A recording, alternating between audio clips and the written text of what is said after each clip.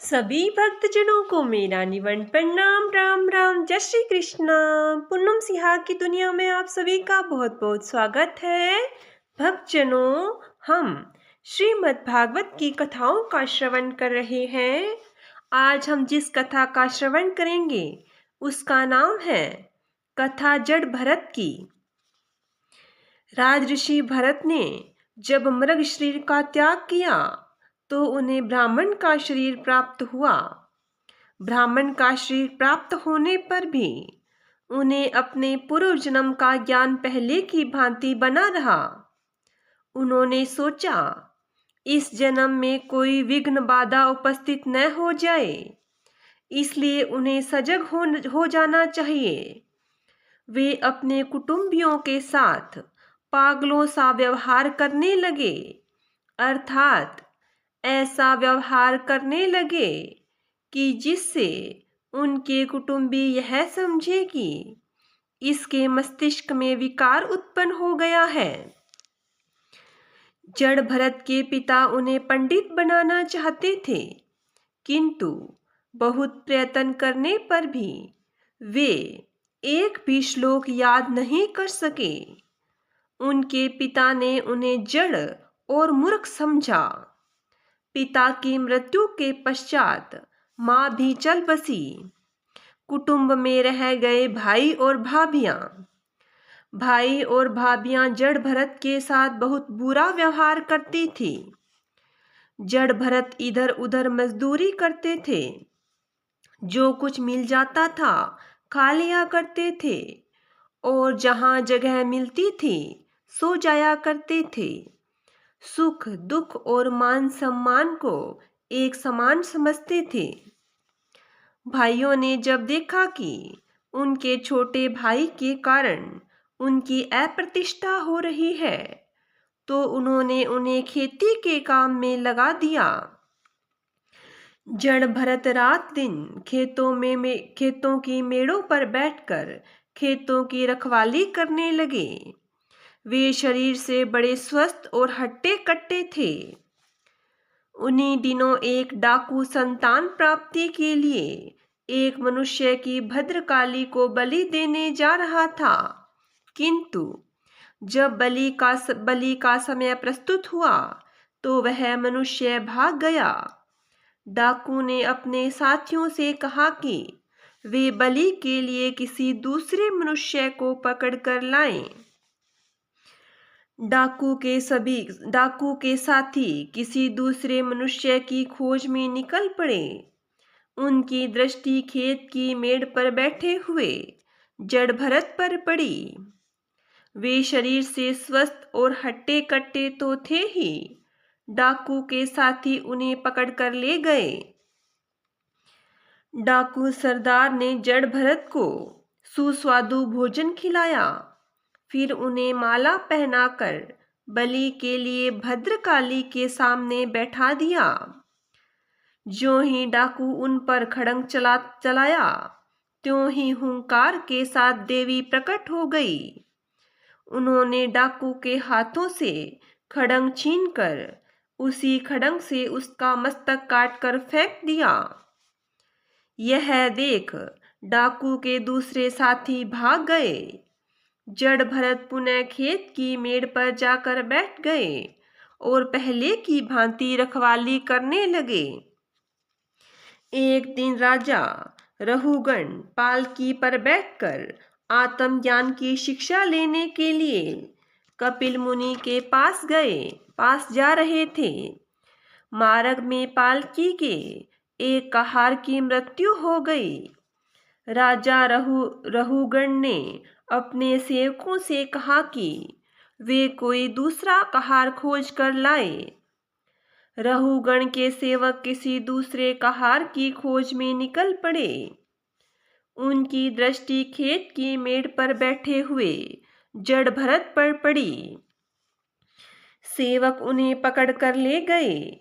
जड़ भरत ने बिना कुछ आपत्ति किए हुए कहारों के साथ पालकी कंधे पर रख ली और बहुत संभल कर चलने लगे। उनके पैरों के नीचे कोई जीव दब न जाए, इसलिए उनके पैर डगमगा उठते थे। इससे राजा रहुगण को झटका लगता था, उन्हें कष्ट होता था। राजा रहुगण ने कहारों से कहा, क्यों जी, तुम लोग किस तरह चल रहे हो? संभल कर सावधानी के साथ क्यों नहीं चलते? कहारों ने उत्तर दिया, महाराज, हम तो सावधानी के साथ चल रहे हैं, किंतु यह नया कहार हमारे चलने में विघ्न पैदा करता है। इसके पैर रह रह कर डगमगा उठते हैं। राजा रहुगण ने जड़ भरत को सावधान करते हुए कहा, क्यों भाई, तुम ठीक से क्यों नहीं चलते? देखने में तो हट्टे कट्टे मालूम होते हो।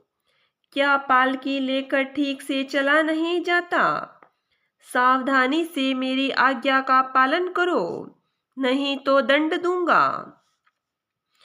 रहुगण का कथन सुनकर जड़ भरत मुस्कुरा उठे। उन्होंने मुस्कुराते हुए कहा, आप शरीर को दंड दे सकते हैं, पर मुझे नहीं दे सकते। मैं शरीर नहीं, आत्मा हूँ। मैं दंड और पुरस्कार दोनों से परे हूँ। दंड देने की तो बात ही क्या, आप तो मुझे छू भी नहीं सकते। जड़ भरत की ज्ञान भरी वाणी सुनकर रहुगण विस्मय की लहरों में डूब गए।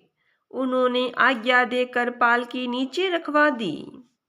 वे पालकी से उतरकर जड़ भरत के पैरों में गिर पड़े और कहा, महात्मन, मुझे क्षमा कीजिए। कृपया बताइए, आप कौन हैं?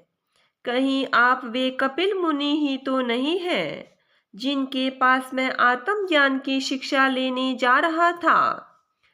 जड़ भरत ने उत्तर दिया, राजन, मैं न तो कपिल मुनि हूँ और न कोई ऋषि हूँ। मैं पूर्व जन्म में एक राजा था। मेरा नाम भरत था। मैंने भगवान श्री हरि के प्रेम और भक्ति में घर द्वार छोड़ दिया था। मैं हरिहर क्षेत्र में जाकर रहने लगा था, किंतु एक मृग शिशु के मुंह में फंसकर मैं भगवान को भी भूल गया। मृग शिशु का ध्यान करते हुए जब शरीर त्याग किया तो मृग का शरीर प्राप्त हुआ। मृग का शरीर प्राप्त होने पर भी भगवान की अनुकंपा से मेरा पूर्व जन्म का ज्ञान बना रहा। मैं यह सोचकर बड़ा दुखी हुआ कि मैंने कितनी अज्ञानता की थी। एक मृगी के बच्चों के मुंह में फंसकर मैंने भगवान श्री हरि को भुला दिया था। राजन, जब मैंने मृग शरीर का त्याग किया तो मुझे यह ब्राह्मण शरीर प्राप्त हुआ। ब्राह्मण का शरीर प्राप्त होने पर भी मेरा पूर्व जन्म का ज्ञान बना रहा। मैं यह सोचकर कि मेरा यह जन्म व्यर्थ न चला जाए, अपने को छिपाए हूँ।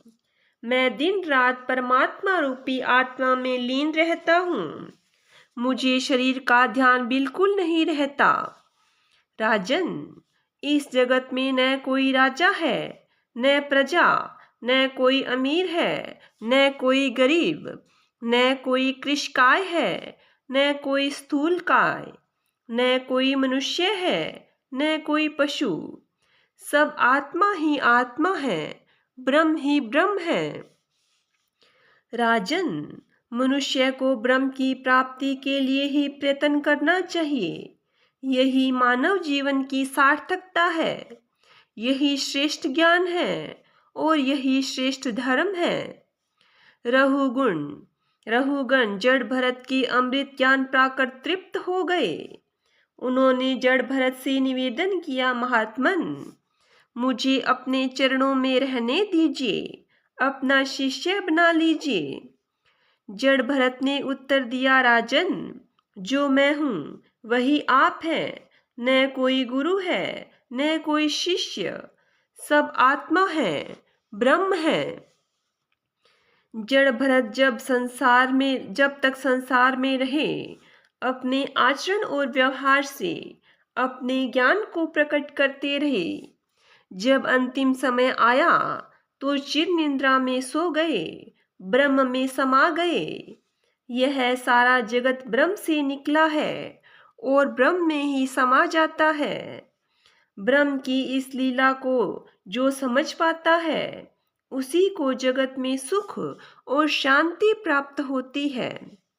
आज की कथा में हमने श्रवण किया कि किस प्रकार राजा भरत को मृग का जीवन मिला, क्योंकि उन्होंने अपने जीवन में भक्ति की, लेकिन अंतिम समय में वो मृग के मोह में पड़कर उन्हें मृग का अगले जन्म में जीवन मिला। लेकिन जो भगवान का भक्त होता है, भगवान उस पर हमेशा कृपा रखते हैं। मृग का जीवन होने पर भी उन्हें अपने पूर्व जन्म की भक्ति याद रही, और जब उन्हें ब्राह्मण का जन्म मिला तब भी उन्हें अपने पूर्व जन्म की भक्ति याद रही।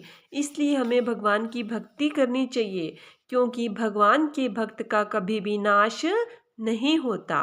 बोलिए विष्णु भगवान की जय हो, बोलिए कृष्ण भगवान की जय हो।